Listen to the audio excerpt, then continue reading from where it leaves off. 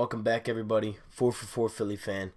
And as you can tell by my room, I am moving. A lot of stuff is going on right now.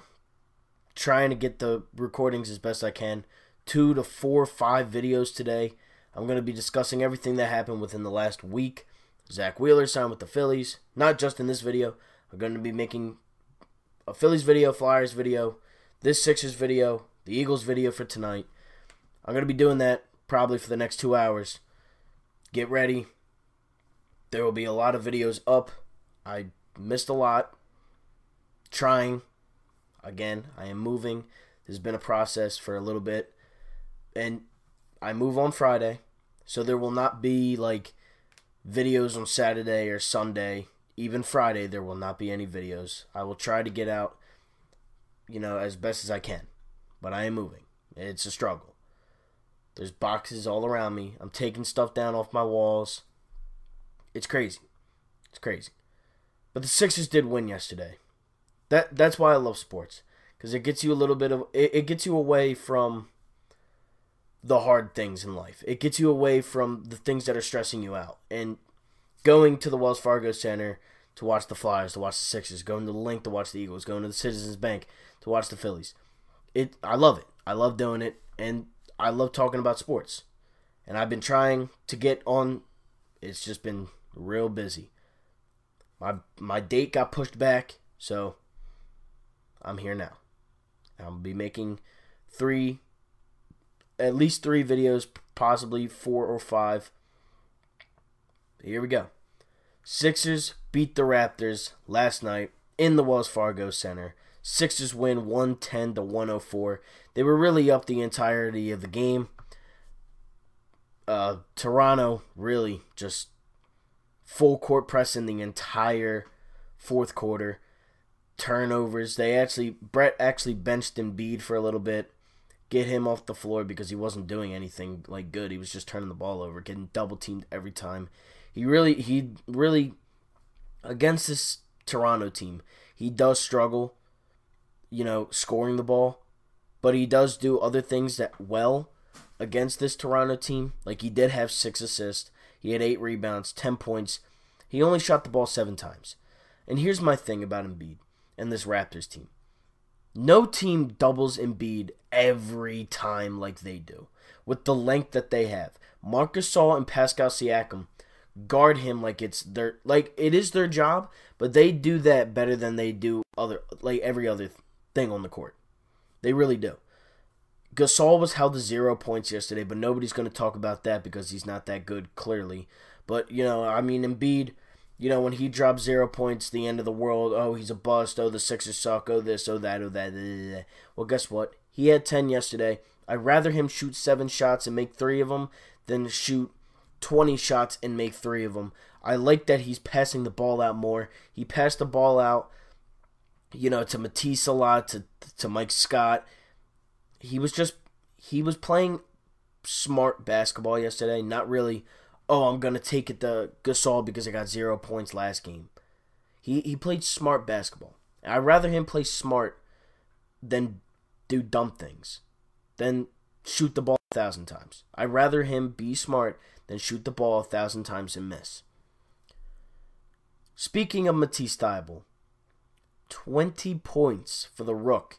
5 of 8 from downtown, 1 block, 3 steals, and 31 minutes of play. Now, if this isn't telling Brett to never play Furkan again, they should give Matisse every minute that Furkan got. Now, I'm not saying he's a starter because Josh Richardson was also out this game and against the Cavs. He's been out for a week now. But Furkan cannot be starting. He had 3 points in 26 minutes. He stinks. He stinks. I hate Furkan. I've never rooted for the guy. He stinks. I wish he would have just left. Because I don't like him. I think Furkan stinks. Matisse, he did everything that Furkan's supposed to do better than he has all season long. The kid made 5 threes yesterday. Had 20 points. Furkan only shot 3s yesterday. Made 1. and he had 3 in 26 minutes. So in 5 more minutes, Matisse had 20 points, 1 block, 3 steals. In 26 minutes, Furkan had 3. You're going to tell me that Furkan deserves minutes after that? He can't play defense at all. He's the worst defender I've ever seen. He can't even shoot the 3 ball now. The kid stinks. I don't like Furkan. I don't think he should play. I've been saying that for a while now. He has his moments. I'm not saying that he doesn't have his moments. He won the game against Portland for us. He does make threes. He gets hot. But for the last week since this man has been starting, he has stunk. He has been awful. And Matisse Thybulle is balling out. He's playing great. He's better. I'll tell you a story. I went to the draft, was really hype for the Sixers pick 24. Thought we were going to get Carson Edwards. We trade the pick for Matisse Thybulle. And I'm like, who the heck is Matisse? I was like, who is this guy? From Washington. I was like, oh, great. We're going to do this again. This little experiment again. I was like, I can't wait. Going to do this experiment. He's going to fail. I was wrong. And I've never been so happy that I was wrong in my life. Because Matisse Thybulle is one of my favorite players on the team. He leaves it all out on the court. He's a funny guy. Like, everybody loves him. He's a good teammate. And he does things that we've been looking for players this entire time. Since Embiid has gotten on the court, other than Robert Covington, there has never been a 3-and-D player. But Matisse Thybulle, he might be better than Robert Covington, in the future. Easily. This guy was getting comparisons to Kawhi Leonard. Quadruple doink. He was getting comparisons to Kawhi Leonard because of his defense. And if he can score the ball, oh man, we got the steal of the draft. I mean, I know Eric Pascal, Nova Nation, but I know he's been like tearing it up with the Warriors, and they stink. But Matisse, nobody thought he was going to be this good. Obviously, like nobody thought that. He wouldn't have dropped to 20, 22 if they did. But Ben Simmons, Tobias Harris, on another planet right now. Those two have been balling. Those two have been playing the best brand of basketball in their careers. Ben Simmons, 16 points, 9 assists, 11 rebounds, 8 of 11 from the field. Now he didn't get that that 3-pointer that Brett wanted, but guess what? We won. We beat the Raptors. We've struggled against them for so long now. We haven't beaten them at home since 2012, or in Toronto since 2012 in the regular season.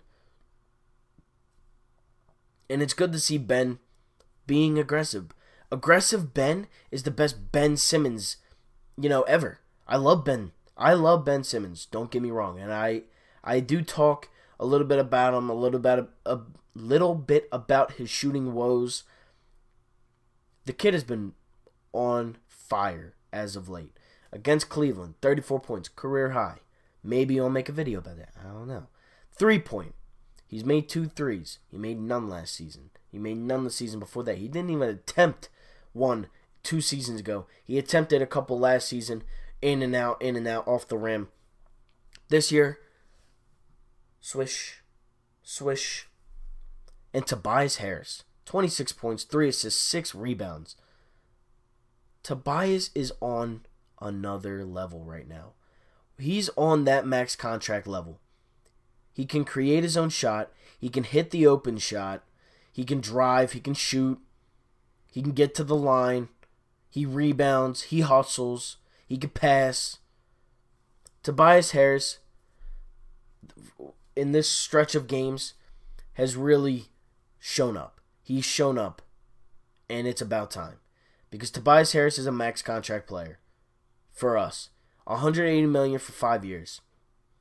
He better he better be scoring like this. Now, I'm not expecting it from him every game. That's not normal. He's not LeBron. He's not Durant. But 23 points, I can see him averaging that. Why? He averaged 20 last year. No more Jimmy. So all the shots that Jimmy was taking now go to him. He should average 23 at least. Al Horford had an Al Horford-like night. 11 points, 5 assists, 4 rebounds. He actually stopped a 4-on-1 fast break and a 2-on-1 fast break twice last night. Twice. The 4-on-1, it was like it's a 4-on-1, and Al blocks it. His basketball mentality, his IQ, the fundamentals that this man possesses, it's unreal. And that's why I love having Al Horford on the team. I love it. I love having Al Horford on this team. He can shoot the ball, he rebounds, he plays defense, and he's a good veteran. He's not like a veteran that he'll have his nights. Like Al Horford is a consistent veteran that scores the ball, that rebounds, that passes, that gets the team involved, and he hustles. And that's what I love about this team. Like, we really do. We hustle so well. Like, this team is really good at hustling. Hustling to the ball, hustling to the loose ball, hustling on defense, hustling back. It's just great. I love to see it. I love to see that. And we don't even have Josh Richardson right now. And Richardson, before his injury, was one of the better scorers as of late. His defense is great. His three-point shot was falling like crazy. So when he comes back, which whenever that is, I don't even know. But when he comes back, it could get scary for the rest of the league. We're 17-7. We're 12-0 at home. We have a home game tomorrow against Denver, and then we're off to Boston on Thursday night in Boston. These last 3 games are a tough 3-game stretch. Toronto, Denver, and Boston. In Boston. You know, I mean, the Sixers are really playing good basketball right now. They have their moments, but every team does. We have played harder teams than most in the first 25 games. We played 24 games. We shouldn't have lost to the Wizards. We shouldn't have lost to the Magic. We shouldn't have lost, a couple other games. To Toronto, we shouldn't have lost then either.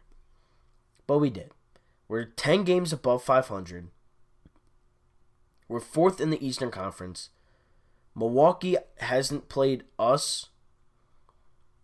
So, I'm fine with our record right now. I really am.